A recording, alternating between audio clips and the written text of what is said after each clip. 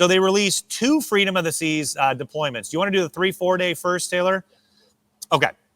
So the Freedom, in addition to opening up 3 and 4 day cruises, they're also opening up some longer cruises. I'm going to start with the 3 and 4 day cruises. So the Freedom of the Seas got the massive amplification.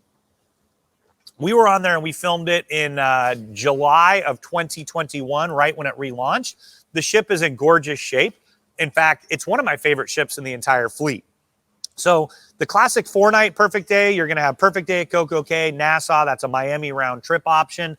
You're also going to have several of the 3-day cruises that do Miami, perfect day, Nassau, and back. So the difference between the 3 and 4 night, in addition to the days of the week that they're sailing, is that you're really going to get an extra day at sea on the 4 night. And what often happens is the 4-night cruise prices very close to the 3-night cruise. So if you're looking for value, you can get away during the week. I think those 4-night cruises can be a really sweet spot, especially in some of those top suites, because I know when I check into a suite, getting out 4 days is not as good as 3 days, or is better than 3 days, and 7 and 8 days is even better. So this is a continuation of the current deployment, doing 3 and 4 day, perfect day, and Bahamas cruises. So now I'm going to hop over to something I'm really excited about, and that's also Freedom of the Seas. But what we saw is a massive deployment going from 24 into 25 with a beautiful mix and match. So you're going to see 7-night Western Caribbean and perfect day. That's going to do perfect day at Coco Cay and Labadee, Falmouth, Jamaica, and Grand Cayman. That's one of my favorite itineraries because you do the double private island. I absolutely love it.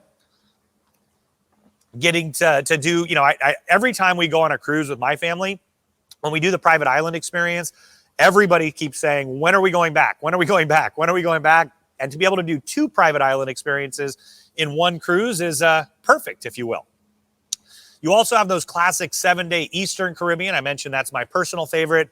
Perfect day at Coco Cay, San Juan, Puerto Rico, St. Thomas, and then you cruise back. There's also a mix of some 6 and 8 nights in there as well. You've got some 6-night Eastern Caribbean. So you do Perfect Day, Puerto Plata, Dominican Republic, and Labadee. Once again, 6-day cruise, 2 private islands. It's a win for everybody. 6-night Western Caribbean. There's actually a ton of these options. We've got November 13th, 17th, December 1st and 15th, February 23rd, March 9th and 23rd, April 6th and 20th. That's going to do Georgetown, Grand Cayman, Falmouth, Jamaica, and Labadee. So you get Western Caribbean and a private island experience. And then there's also a couple really unique ones where you've got the 8-night Southern Caribbean option, December 7th, and then you've got March 1st, so December 7th, 2024, March 1st, 2025. That's Fort Lauderdale, St. Martin, St. Lucia, St. Kitts, and Nevis. So that's a great one. Once again, 8-night Southern Caribbean, 8-night Eastern Caribbean. So that's going to be the Thanksgiving sailing, a couple of spring break sailings, March 15th, April 12th. And that does Tortola, then the BVI. The BVIs, you also have St. Kitts, and you have St. Martin. So that's 8-night. And then you also have what's great, I'm really excited about this, is 2 8-night holiday sailings. So Christmas, you're going to do Fort Lauderdale round trip to Tortola, St. Kitts, and St. Martin. And then New Year's Eve, you're going to do Nassau in the Bahamas, Cozumel, Mexico, Georgetown, Grand Cayman, Falmouth, Jamaica, and you're also going to get Labadee in Haiti.